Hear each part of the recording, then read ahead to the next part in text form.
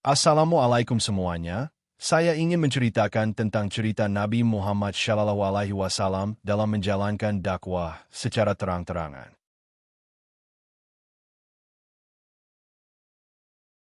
Setelah melakukan dakwah secara sembunyi-sembunyi dan membangun kaum muslimin dengan akidah yang kuat, turunlah Quran Surat Asy-Syu'ara ayat 214-215 kepada Rasulullah SAW.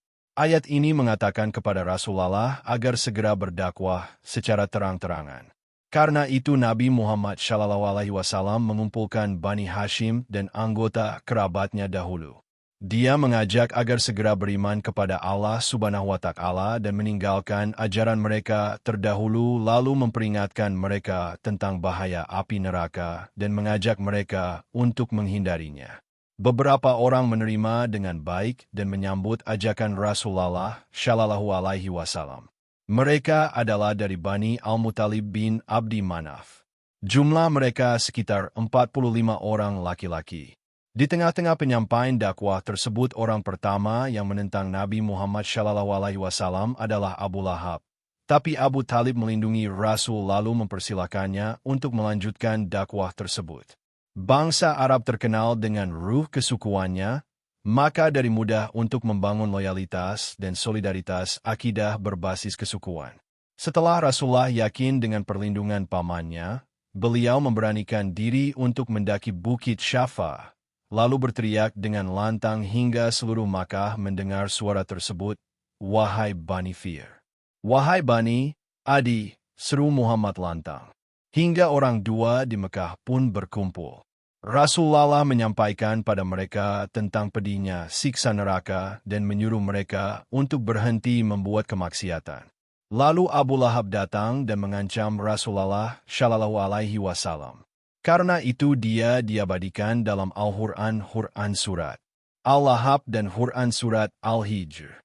Setelah ayat ini turun, Rasulullah SAW menyampaikan dakwah secara terang-terangan dengan jangkauan lebih luas lagi. Beliau datangi kabilah-kabilah, tempat-tempat berkumpul dan pertemuan kaum musyrikin. Dakwah beliau disambut dengan baik.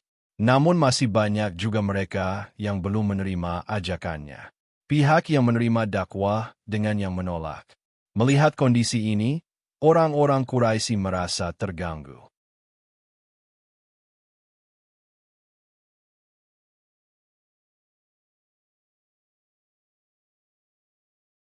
Mulailah dari diri sendiri. Seruan dakwah secara terang-terangan ini dimulai dari kerabat Rasulullah sendiri, yaitu Bani Hashim.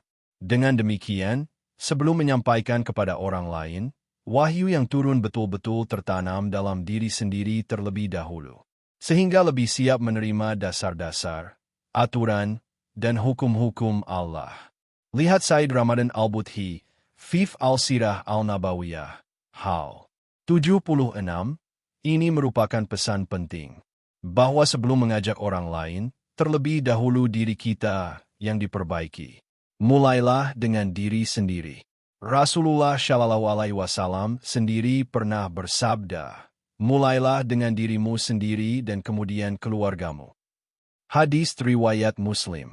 2. Mengemban amanah publik. Setelah Rasulullah SAW mengajak kalangan kerabat sendiri, kemudian beliau melebarkan sayap dakwah lebih luas lagi ke lintas kabilah dan ke banyak tempat perkumpulan umat musyrikin. Quran Surat Al-Hijr 15:94.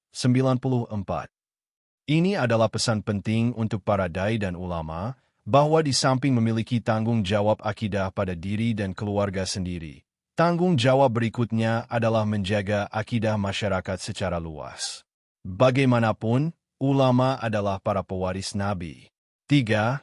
Islam adalah agama rasionalis. Orang-orang Quraisy Mekah yang kafir adalah mereka yang taklid buta pada nenek moyang mereka untuk memuja berhala. Padahal, secara rasional tidak bisa diterima. Mereka menyembah benda mati yang tidak bisa berbuat apa-apa, tidak bisa memberi manfaat dan mudharat. Mereka ciptakan sendiri, lalu mereka pula yang menyembah. Ini merupakan bentuk taklid buta yang nyata. Islam datang untuk menyudahi taklid buta yang tidak masuk akal itu. Islam mengajak untuk menyembah pada Allah Subhanahu wa Ta'ala, Tuhan yang telah menciptakan mereka sendiri. Tuhan yang memberikan pahala bagi hamba yang taat dan siksa neraka bagi hamba yang bermaksiat. Tuhan yang mampu memberi manfaat dan kemudaratan. Ini bukti bahwa Islam adalah agama rasionalis. Aturan-aturan syariat yang dibawa oleh Islam bersifat rasional. Memiliki tujuan logis yang sesuai dengan akal sehat manusia. Hanya saja, kadang akal manusia belum sampai untuk menangkap hikmah di baliknya, sehingga sekilas terkesan tidak rasional dalam beberapa aturan agama. Lihat Said Ramadan Al-Budhi, Fif Al-Sirah Al-Nabawiyah, halaman 76.